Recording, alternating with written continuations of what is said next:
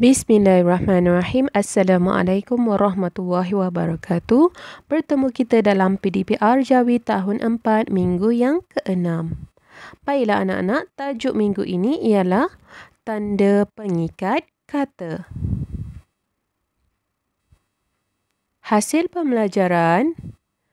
Di akhir pembelajaran, murid dapat yang pertama, mengenal tanda pengikat kata dengan betul. Yang kedua, menyebutkan semula fungsi tanda pengikat kata dengan betul. Dan yang ketiga, membaca ayat yang mengandungi tanda pengikat kata dengan intonasi yang betul. Baiklah anak-anak, bagaimanakah bentuk tanda pengikat kata? Ya, ini ialah bentuk tanda pengikat kata Jawi yang bermula dengan 99 dan ditutup dengan 66. Fungsi tanda pengikat kata yang pertama, mengapit cakap ajuk dan petikan langsung. Yang kedua, mengapit istilah. Yang ketiga, mengapit judul. Dan yang keempat, petik tunggal. Mari kita lihat fungsi yang pertama. Mengapit cakap ajuk dan petikan langsung. Cakap ajuk ialah ayat yang ditulis seperti suatu ujaran, dibuat dan ditulis dengan tanda pengikat kata atau tanda petik.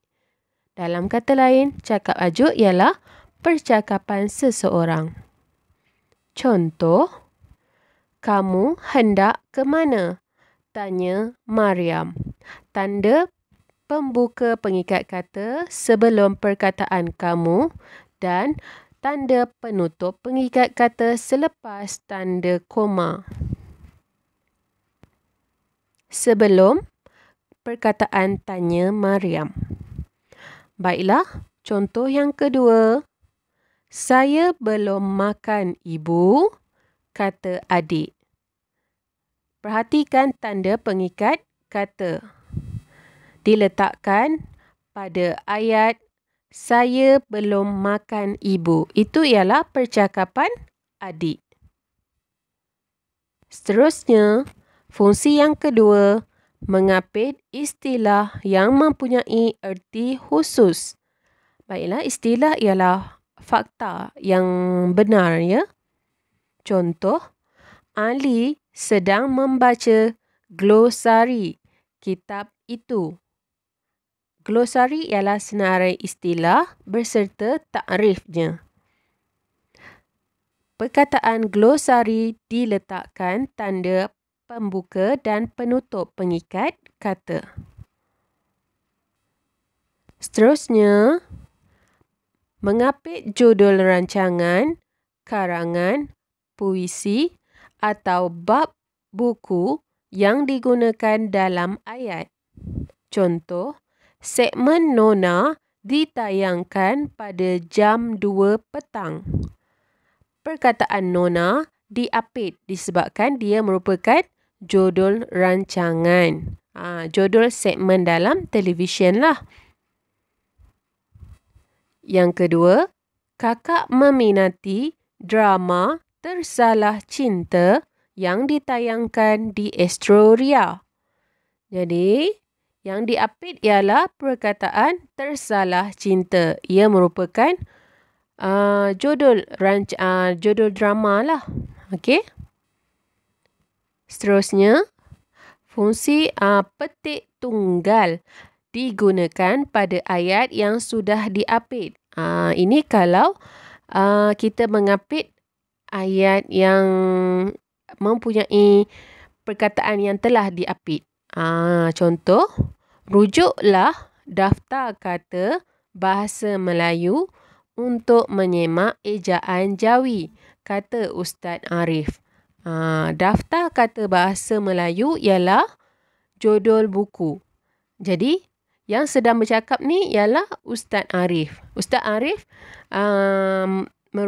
kita letakkan tanda petikan pengikat kata sebab dia sedang bercakap. Okey? Seterusnya, mari kita membaca ayat jawi di bawah.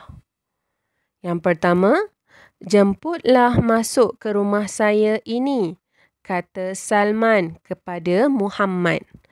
Okey, jadi kat mana kita nak letakkan tanda pengikat kata? Pembuka dulu di mana? Ya, sebelum perkataan jemputlah. Dan penutupnya selepas perkataan ini dan juga tanda koma.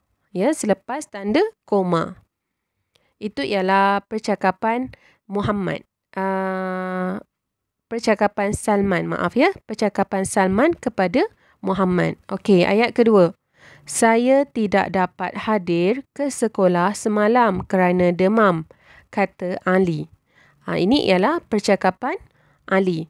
Jadi, tanda pengikat kata, pembuka pengikat kata kita letakkan sebelum perkataan saya dan penutupnya kita letak selepas perkataan demam dan juga tanda koma lah selepas tanda koma.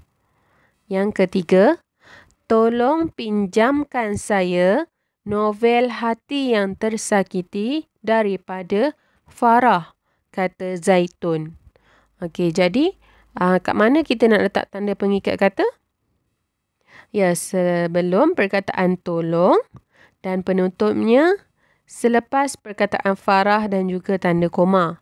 Tetapi dalam ayat ini ada juga judul novel. Jadi kita letak tanda petik tunggal sebelum perkataan hati dan juga selepas perkataan tersakiti. Okey, ayat keempat. Aduh, sakitnya perut saya ini, kata Balkis. Okey, kat mana kita nak letak? Okey, sebelum perkataan aduh, letakkan pembuka pengikat kata. Dan selepas perkataan ini, kita letakkan penutup pengikat kata selepas koma ya. Okey, seterusnya itu saja sebagai latihan. Sila buat aktiviti dalam buku teks Jawi tahun 4. Terima kasih. Assalamualaikum.